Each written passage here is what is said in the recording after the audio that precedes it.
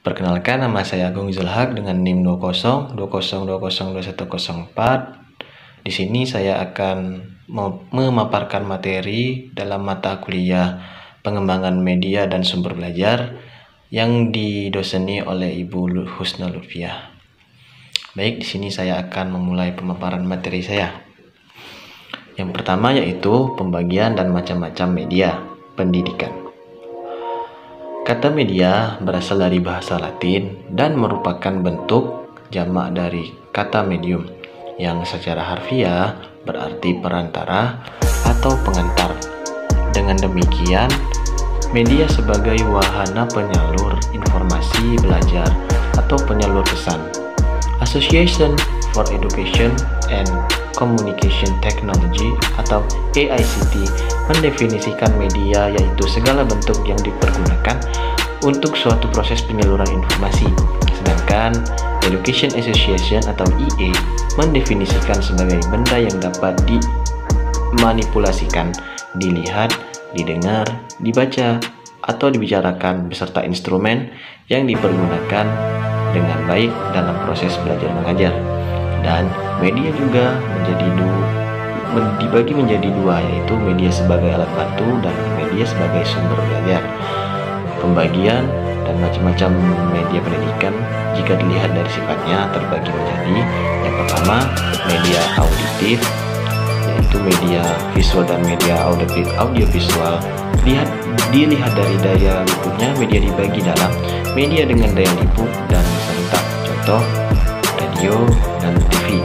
Media dengan daya liput yang terbatas oleh ruang dan tempat yaitu film, sound slide, film rangkai dan harus menggunakan tempat yang tertutup dan gelap. Media yang pengajaran individual, media ini menggunakan hanya untuk seorang diri. Dilihat dari bahan pembuatannya, media dibagi dalam yaitu media sederhana dan media kompleks. Dilihat dari cara atau teknik pemakaiannya, media dibagi dalam media yang diproyeksikan seperti film slide, film strip, transparans, dan media yang tidak diproyeksikan seperti gambar, foto, lukisan, radio, dan lain sebagainya. Selanjutnya yaitu produksi media pendidikan berupa gambar non-akademik. Produksi media merupakan segala upaya yang dilakukan untuk menciptakan dan mengolah produksi atau benda visual maupun non-visual dengan cara mempergunakan segala sumber daya, tenaga, pikiran, dan dana. Media gambar mempunyai jenis bermacam-macam. Beberapa di antaranya yaitu media bagan, grafik, diagram, poster, karikatur, dan kartun. Media gambar atau foto, media gambar sederhana dengan garis lingkaran, dan media komik. Berbagai media tersebut perlu dipelajari dan dikuasai oleh guru ataupun calon guru, sehingga mereka dapat menyampaikan materi pelajaran kepada para siswa secara baik, berdaya guna, dan dapat dengan maksimal. Selanjutnya yaitu materi tentang produk media pendidikan yang bersifat elektronik. Media elektronik merupakan salah satu media yang digunakan dalam proses pembelajaran yang dapat mempermudah guru dalam mengajar dan mempermudah siswa untuk memahami isi pelajaran. Media pembelajaran yang bersifat elektronik ini biasanya digunakan dalam proses belajar, di antaranya yaitu radio, tape recorder, dan komputer, dan overhead projector atau OHP. Penggunaan media audio sangat mendukung dalam sistem pembelajaran tuntas atau mastery learning. Seiring dengan majunya teknologi, media komputer juga tak kalah penting dalam mendukung proses pembelajaran. Komputer digunakan untuk menyajikan isi pelajaran menggunakan pembelajaran dengan bantuan komputer. CAI bisa berbentuk tutorial, drills, and praktis, simulasi, dan permainan. Dengan menggunakan bentuk pembelajaran tersebut, proses belajar mengajar akan lebih mudah dan lebih dipahami. Media pengajaran yang bersifat elektronik juga adalah overhead projector atau OHP. OHP ialah sebuah alat proyeksi yang mampu menampilkan unsur-unsur media seperti gambar, teks, video, animasi, video baik secara terpisah maupun gabungan di antara unsur-unsur media tersebut, dan dapat dikoneksikan dengan perangkat elektronik lainnya seperti komputer, TV, kamera, VCD atau DVD player, video player, dan lain sebagainya yang berguna untuk guru dalam menjelaskan pelajaran di kelas, sehingga terjadi komunikasi yang baik antara guru dengan siswa. Media elektronik adalah sebuah media aliran listrik yang digunakan dalam menyampaikan materi pelajaran. Materi elektronik juga merupakan tutorial yang kedua selain dari guru. Media elektronik yang digunakan salah satunya seperti komputer, OHP, radio, dan lainnya. Media elektronik bisa digunakan pada daerah yang sudah ada listrik. Media elektronik tidak tepat digunakan guru pada daerah yang tidak mempunyai aliran listrik yang memadai. Media elektronik digunakan hanya untuk membantu para guru dalam menyampaikan pelajaran dengan harapan kegiatan belajar mengajar bisa lebih efektif dan menyenangkan. Selanjutnya yaitu materi tentang pengembangan media audiovisual. Media audiovisual yaitu benda yang dapat dimanipulasikan, dilihat, didengar, dibaca, atau dibicarakan beserta instrumen yang dipergunakan dengan baik dalam kegiatan belajar mengajar. Dapat mempengaruhi efektivitas program instruksional. EVA yaitu alat bantu yang mengkombinasikan antara gambar dan suara. Setiap media pembelajaran mempunyai kelebihan dan kekurangan. Di antaranya yaitu memperjelas penyajian pesan agar tidak terlalu bersifat verbalistis, dan kelemahan pada media audiovisual adalah terlalu menekankan pada penguasaan materi dan proses pengembangannya. Media sebenarnya akan sangat membantu dalam mewujudkan pendidikan, meskipun banyak kekurangan yang ada di dalamnya.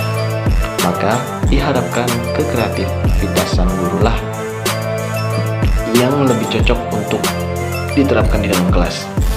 Dalam hal ini yang harus diperhatikan adalah materi yang disampaikan, situasi kelas, dan sarana dan prasarana.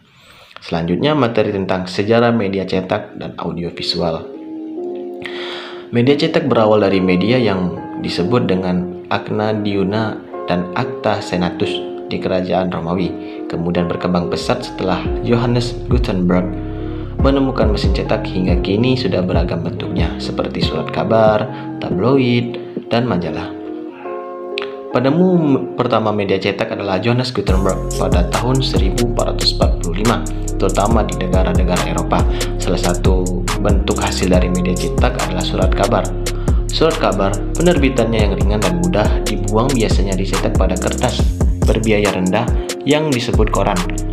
Pengajaran secara visual merupakan pembelajaran yang pertama kali yang ada pada tahun 1920.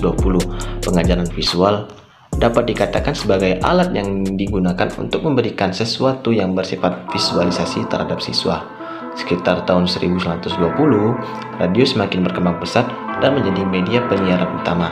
Ketika itu, para ilmuwan mulai berpikir tentang menggabungkan keduanya, suara dan gambar yang bisa disatukan. Konsep komunikasi audiovisual yang dapat menampilkan audio atau suara dan gambar atau visual semakin dikembangkan dan disempurnakan sedemikian rupa sehingga semakin mirip dengan teknik komunikasi audiovisual yang dilakukan manusia secara langsung tanpa perangkat teknologi. Media audio lama tanpa pelajaran. Yang pertama, media dalam pembelajaran adalah segala bentuk alat komunikasi yang dapat digunakan untuk menyampaikan informasi dari sumber peserta didik. Dan media audio pembelajaran yaitu sarana yang digunakan untuk menyampaikan pesan atau rangkaian pesan materi pembelajaran melalui suara-suara ataupun bunyi. Yang kedua, jenis media audio dan pemanfaatannya. Yang pertama, rekaman pendidikan. Melalui alat ini kita dapat mendengarkan cerita, pidato, musik, sajak, pengajian, dan lain-lain. B. Radio pendidikan. Radio pendidikan mempunyai nilai tertentu seperti memberikan berita yang up to date, menarik minat jangkauan luas berdasarkan kenyataan, mendorong kreatif, mempunyai nilai yang kreatif. C. Tape recorder digunakan dalam interview, memudahkan pemahaman terhadap penguasaan anak, terutama dalam pelajaran bahasa. Yang ketiga, untuk dapat lebih memotivasi siswa. Media audio